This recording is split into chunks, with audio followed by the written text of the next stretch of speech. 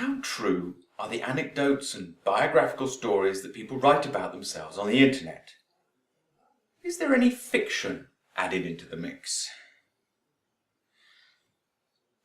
When I take storytelling workshops with people who tell me that they're non-writers, we always start in the same way. I ask them to tell me, and to tell everyone else present, how did your parents meet? The reason is that this is a story that people only have told to them. They can't experience it for themselves. And generally, this is a story that's mostly true. But even then, the events around two people meeting tend to be limited to what they can remember easily. So certain parts of the memory are going to get reinforced in the retelling, while others are going to get forgotten. And this is passed on to the children without their knowledge, so they don't know which details have been given more importance and which have been forgotten.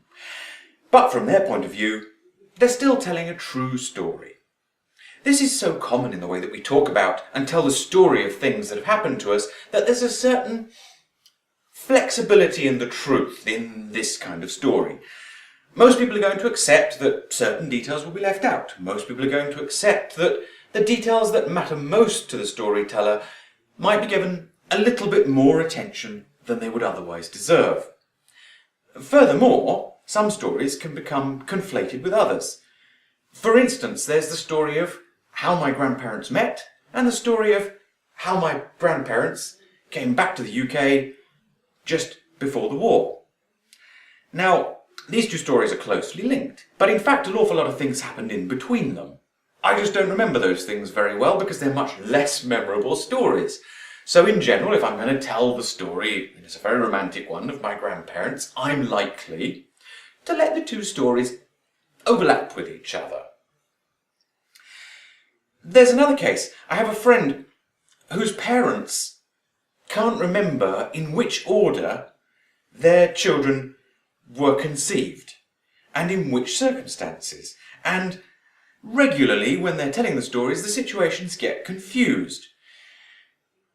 They were already quite complicated, and the parents were hippies, and they were at Woodstock, and there's a fairly large period of a few years where they kind of lost track of a lot of what happened to them. And so sometimes they'll tell the story of how their 3 children were conceived, and you'll get the impression they were all conceived in the same week. They weren't. But it makes an entertaining story, and in fact, the effect of it is very entertaining as well, because you actually have to sit there and think, no, well, it couldn't have been exactly like that. And we still accept it as a kind of truth. You see, people know this, and they make allowances. People know that when you tell a story or an anecdote from your experience, that you might not be telling it exactly as it happened. In fact, they'll probably assume that it didn't exactly happen the way you're telling it. They'll assume that you maybe left a few boring details out. They'll assume that you probably exaggerated a few things because you felt they were more important, or because they made the story funnier or more interesting or more entertaining. In fact, what they'll be assuming is that you've learned, by telling it several times, the way to tell the story for maximum effect.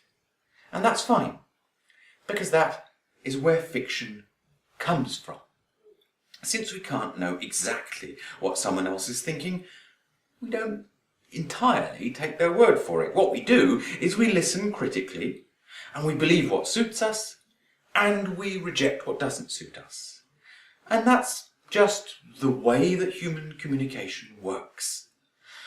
So, the next time you read some biographical or anecdotal story that someone has posted on the internet, remember, what they're telling you is a mixture of truth and entertainment.